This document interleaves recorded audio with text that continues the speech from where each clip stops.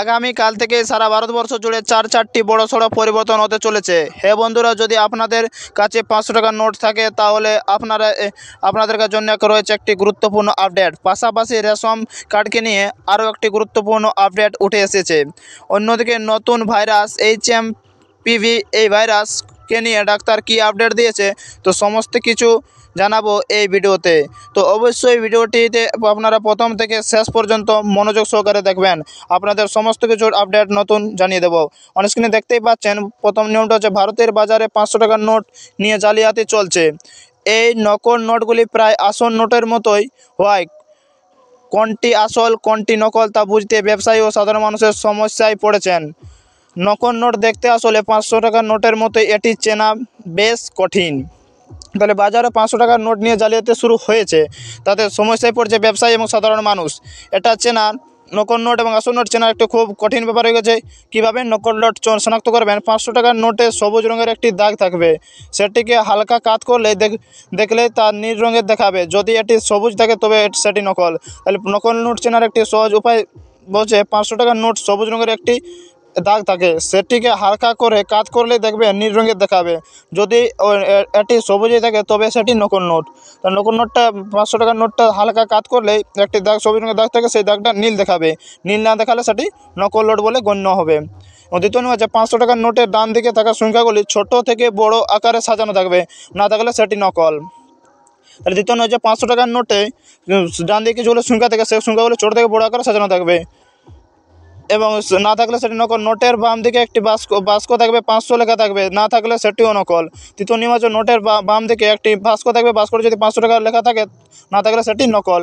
দ্বিতীয় নিয়ম হচ্ছে, ডাক্তার গোপীচাঁদ খিন্নানি জানিয়েছেন, যদি কোনো ব্যক্তি এই HMPV ভাইরাসে আক্রান্ত হন তবে তার 3 থেকে 5 দিনের ধরে কাশি, নাক দিয়ে পানি পড়া এবং গলা ব্যথা ও শ্বাসকষ্ট থাকতে পারে।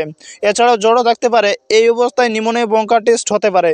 যাদের নিউমোনিয়া ইমিউনিটি সিস্টেম দুর্বল, তাদেরকে সতর্ক থাকতে হবে। তাহলে ডক্টর গোপীচাঁদ খিলনানি জানিয়েছেন, বলছে HMPV ভাইরাসে আক্রান্ত ব্যক্তির লক্ষণ দেখা যাবে 3 থেকে 5 দিন ধরে কাশি, নাক দিয়ে পানি পড়া এবং গলা ব্যথা, শ্বাসকষ্ট থাকতে পারে।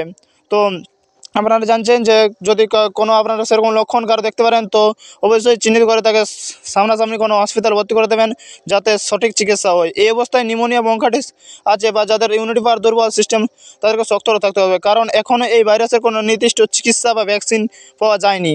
তাহলে HMPV ভাইরাসের এখনও কোনো সঠিক চিকিৎসা বা ভ্যাকসিন উঠে আসেনি। তৃতীয় নিয়ম হচ্ছে রেশন কার্ডকে নিয়ে। রেশন কার্ডের মাধ্যমে সরকার দরিদ্র প্রয়োজন মতো মানুষদের সস্তায় খাদ্যশস্য সরবরাহ করে। বর্তমানে সরকার রেশন কার্ডের জন্য KYC বাধ্যতামূলক করে দিয়েছে, যাতে প্রাকৃতিক উপভোক্তারা এই সুবিধা পেতে পারে। যদি আপনি এখন KYC প্রক্রিয়া সম্পন্ন না করে থাকেন, তবে যত দ্রুত সম্ভব তা সম্পন্ন করুন। তাহলে রেশন কার্ড নিয়ে কী বলেছে কেন্দ্র সরকার? রেশন কার্ড নিয়ে কেন্দ্র সরকার বলেছেন যে রেশন কার্ডের KYC থাকা একদম জরুরি। না থাকলে জরুরি হয়, কারণ এই রেশন কার্ডের KYC না থাকলে আপনি রেশন উপভোক্তা যে রেশন কার্ডের রেশন কার্ডের সম্বন্ধে আপনি যে সম্পূর্ণ করেন না পারলে আর রেশন কার্ড সম্পর্কিত সুবিধা থেকে বঞ্চিত হবেন। রেশন কার্ড থেকে আপনি যে সুবিধা পান সেই সুবিধা থেকেই তো আপনি বঞ্চিত হবেন যদি রেশন কার্ডে KYC না করা থাকে। রেশন কার্ড নিয়ে সরকার খুব কঠিন নিয়ম বার করেছেন, যে রেশন কার্ডে KYC লিঙ্ক না থাকলে তাহলে রেশন কার্ডের থেকে যেসব সুবিধা পাবে সেগুলো থেকে বঞ্চিত হবে। চতুর্থ নিয়ম আছে, রাজ্য সরকারের মহিলাদের জন্য একাধিক প্রকল্পের সূচনা করেছেন। তার মধ্যে অন্যতম একটি প্রকল্প হলো লক্ষ্মীর ভাণ্ডার। এই লক্ষ্মীর ভাণ্ডার প্রকল্প 2024 পুরোটা চলে এসেছে। 2025 একটি নতুন নিয়ম উঠে এসেছে যে লক্ষ্মীর ভাণ্ডার প্রকল্প নিয়ে। লক্ষ্মীর ভাণ্ডার প্রকল্পের টাকা বাড়ার সম্ভাবনা রয়েছে।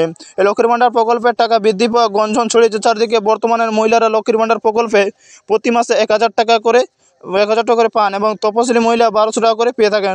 তাহলে সাধারণ মহিলা ST/SC বাদে মহিলাগুলো জেনারেল প্রত্যেকে 1,000 টাকা করে পান এবং তপশিলি মহিলারা 1,200 টাকা করে পেয়ে থাকেন লক্ষ্মীর ভাণ্ডার থেকে। এই লক্ষ্মীর ভাণ্ডার প্রকল্পে তো অনেক সুবিধা পেয়েছে। লক্ষ্মীর ভাণ্ডার প্রকল্পের সম্বন্ধে টাকার বাড়ার গঞ্জন চারদিকে ছড়িয়েছে। লক্ষ্মীর ভাণ্ডার প্রকল্পের টাকা হয়েছে 1,000 টাকা, 500 টাকা ছিল সেটা 1,000 হয়েছে এবং 1,000 এবং তপশিলি